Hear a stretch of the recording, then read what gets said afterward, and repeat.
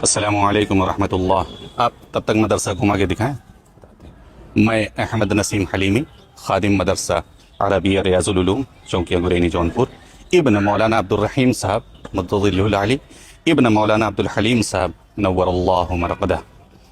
اور یہ ہے آپ کا مدرسہ جو آپ دیکھ رہے ہیں، آپ کا اپنا محبوب ادارہ، تعلیم و تربیت میں ممتاز مدرسہ عربیہ ریاض العلوم، چونکیہ گرینی جونپور۔ یہ پہلا احاطہ ہے اور یہ دوسرے احاطے میں ہم لوگ داخل ہو رہے ہیں۔ سامنے سے اس لیے نہیں دکھایا، مدرسے کے بالکل سامنے سے، کہ روڈ کی توسیع کا کام چل رہا ہے، اس کو چوڑا کیا جا رہا ہے، تو بہت زیادہ اتھل پتھل ہے اس جگہ۔ یہ آپ کا کے مدرسے کا دوسرا احاطہ ہے۔ آپ سے مخاطب ہونے کا مقصد اس وقت کیا ہے، چلیے وہ آپ کو بتاتے ہیں۔ اور یہ ہے مدرسے کا تیسرا احاطہ، جو ابھی خالی میدان پڑا ہوا ہے، چاروں طرف سے گھما کے دکھا دیں۔ اور اسی میں پانی کی ٹنکی بھی ہے، مدرسے کی ٹنکی ذرا دکھا دیں۔ آئیے آگے چلتے ہیں۔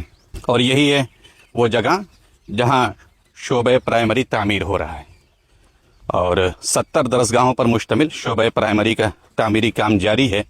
آپ حضرات میں سے کچھ لوگ یہ سوچیں گے کہ بہت پہلے سنا تھا کہ شعبہ پرائمری کی تعمیر کا کام شروع ہو چکا ہے، لیکن کام ابھی تک یہیں پہنچا ہے۔ تو اس کی 3 وجہ ہے۔ سب سے پہلی وجہ یہ ہے کہ جب کام شروع ہوا اس کے فوراً بعد بارش کا موسم آ گیا، اور الحمدللہ اس سال بارش اچھی ہوئی، جس کی وجہ سے بنیاد کا کام تھا، شروعاتی کام تھا، بنیادوں میں پانی آ گیا، تو پورے بارش کے سیزن میں کام رکا رہا۔ دوسری بات یہ ہے کہ جو تعمیر ہو رہی ہے اس میں 100 سے زائد پلر ہیں، اور 4 منزلہ عمارت تعمیر ہونی ہے، لیکن بنیاد تقریباً 6 منزلہ عمارت کی ڈالی گئی ہے۔ 100 سے زائد پلر اور 6 منزلہ عمارت کی بنیاد، تو کافی ہیوی پلر ڈالے گئے ہیں، تو جس میں کافی وقت خرچ ہوا ہے اور کافی وقت لگا ہے، تو وہ کام الحمدللہ تقریباً مکمل ہے۔ اور تیسری بات یہ ہے کہ جو کچھ کام ہوا ہے، تو بلڈنگ کو اونچائی پر لانے کے لیے مٹی بہت زیادہ ڈال دی گئی ہے، تو اس مٹی کی وجہ سے کام ڈھک گیا ہے۔ اب یہ ہم بتائیں گے کہ کیوں اتنے بڑے پیمانے پر شعبہ پرائمری 70 درسگاہوں پر مشتمل ہے، اس کا ارادہ اور منصوبہ کیوں بنایا گیا۔ اس کی سب سے بڑی اور سب سے اہم وجہ یہ ہے کہ ہمارے زمانے کی صورتحال یہ ہے کہ اکثر بچے وہ پیدا ہوتے ہی ایسے اسکولوں اور کالجوں کا رخ کرتے ہیں جہاں دینی تعلیم نہ ہونے کے برابر ہے۔ نتیجہ یہ ہے کہ بچوں کی عمر 14 سال اور 16 سال ہو گئی ہے، کبھی ان سے پوچھا جاتا ہے کہ نماز کیا ہے، روزہ کیا ہے، زکوٰۃ اور حج کیا ہے، تو ان کو بنیادی دینی باتیں نہیں معلوم ہیں۔ وہ منہ دیکھتے رہ جاتے ہیں کہ یہ کیا پوچھا جا رہا ہے۔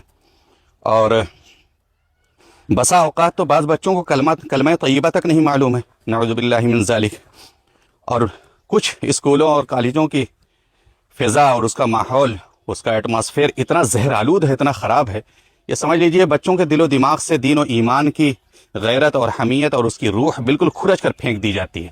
ہم یہ سمجھتے ہیں کہ یہ ہمارے بچے ہیں، لیکن جب کبھی بات چیت ہوتی ہے اور سابقہ پڑتا ہے، کوئی موقع آتا ہے، تو پتہ چلتا ہے کہ یہ تو ایتھسٹ ہو چکی ہیں، ملحد ہو چکی ہے، نعوذ باللہ من ذالک۔